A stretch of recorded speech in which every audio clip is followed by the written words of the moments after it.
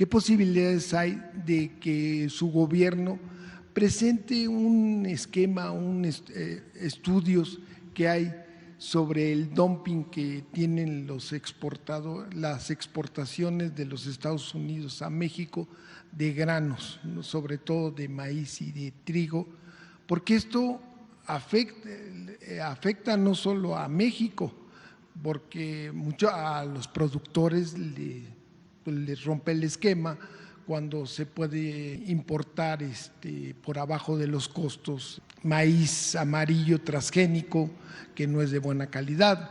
Pero esto también afecta a los Estados Unidos. Estuvimos platicando con el investigador Timothy Wise, que ha hecho todo un estudio muy amplio sobre los efectos nocivos del dumping en Estados Unidos, que el gobierno de los Estados Unidos se gasta una millonada en subsidiar a los productores de ese país y para que exporten, para que tengan una sobreproducción, y los que más se favorecen es, como siempre, los grandes corporativos agroindustriales de ese país, y también se favorece a los corporativos mexicanos, a las empresas que trabajan con trigo, como Bimbo. Entonces, ¿qué posibilidades hay de que esto en México, este dumping, afecta a los productores? Además, los productores mexicanos de maíz blanco se los catalogan como maíz amarillo en la bolsa de Chicago. Entonces el maíz blanco es mucho más, tiene un valor mucho más grande y sirve para la alimentación, en cambio el maíz amarillo transgénico es nocivo. Pero hay otro factor que muy importante, hay una migración, o sea, al no tener posibilidades los mexicanos, porque los gobiernos neoliberales aceptaban el libre comercio, quitaron los aranceles con el Tratado de Libre Comercio de América del Norte, que quitaron en el 2007, me parece, ya todos los aranceles para la importación de granos se quitaron.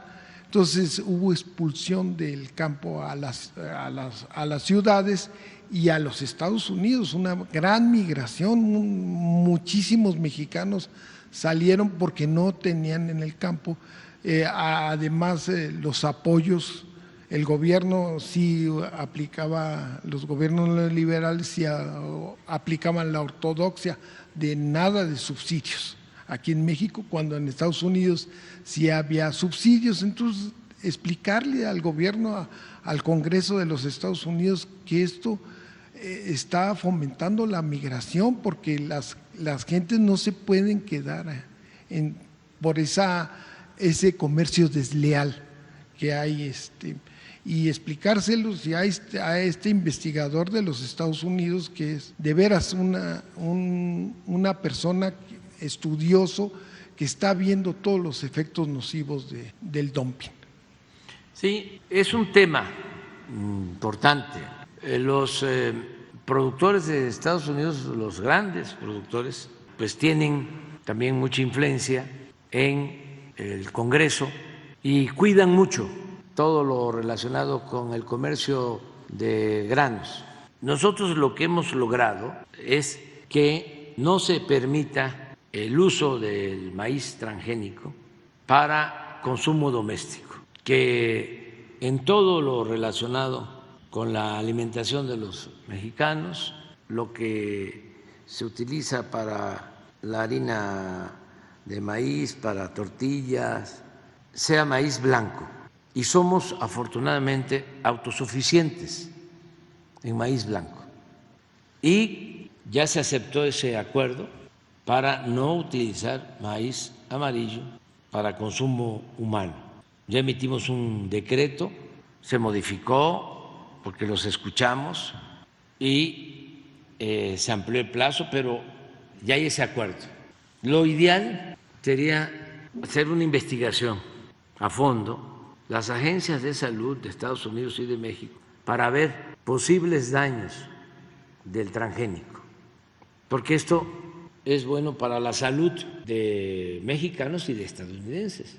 Pero hay mucha resistencia a eso, de parte de Estados Unidos, mucha resistencia por los intereses. Entonces, lo mínimo es que nosotros no permitamos el uso del transgénico. Además, nosotros tenemos 60, 70 variedades de maíz nativo. El maíz es originario de México. Tenemos que cuidar nuestro maíz, nuestras semillas, y lo estamos haciendo. Pero sí es un tema muy delicado porque son intereses lo que tú planteas. Por eso el primer tratado fue muy desigual, porque se puso a competir en condiciones de desigualdad al productor mexicano con el productor de Estados Unidos, cuando el productor de Estados Unidos recibe subsidio. Y aquí, como tú dices, por eso hablaba yo del subsidio, porque satanizaron la palabra. Subsidio era lo peor, y resulta que en Estados Unidos subsidian, pero en grande. En Europa, por tener una vaca, una res, le pueden dar al dueño hasta $1 diario de subsidio. No crédito, sino por producir. Y aquí se satanizó por completo el subsidio. Y se puso a competir a los productores de México con los productores del extranjero en condiciones, repito, de desigualdad. En Estados Unidos le llegan a dar al productor hasta el 80% de su costo de producción vía subsidio. Entonces, por eso pueden vender más barato, porque aquí en México hasta ahora es que estamos entregando de manera gratuita los fertilizantes, los precios de garantía, apoyando de manera directa a productores, porque antes estaban olvidados por completo. De todas maneras, es muy disparejo, pero sí son intereses muy fuertes. Bueno, están financiando investigaciones constantemente, influyen hasta en la decisión de a quién van a entregar los premios Nobel en ciencia. No, eso es un asunto muy especial. Entonces nosotros vamos despacio, pero sí cuidando la salud del pueblo. Ayer, por ejemplo, un magistrado le concedió un amparo a Philip Morris, porque como prohibimos lo de los vapeadores, se aventó el magistrado a conceder el amparo a la empresa en contra de la salud, argumentando de que se viola el libre mercado. ¿Y la salud dónde queda? ¿No tienes la información? Vamos a aprovechar y a ver también quién fue el magistrado, porque esto antes no se conocía. Pero imagínense cuánto interés económico, sí, nada más que a costa de la salud del pueblo y de los jóvenes.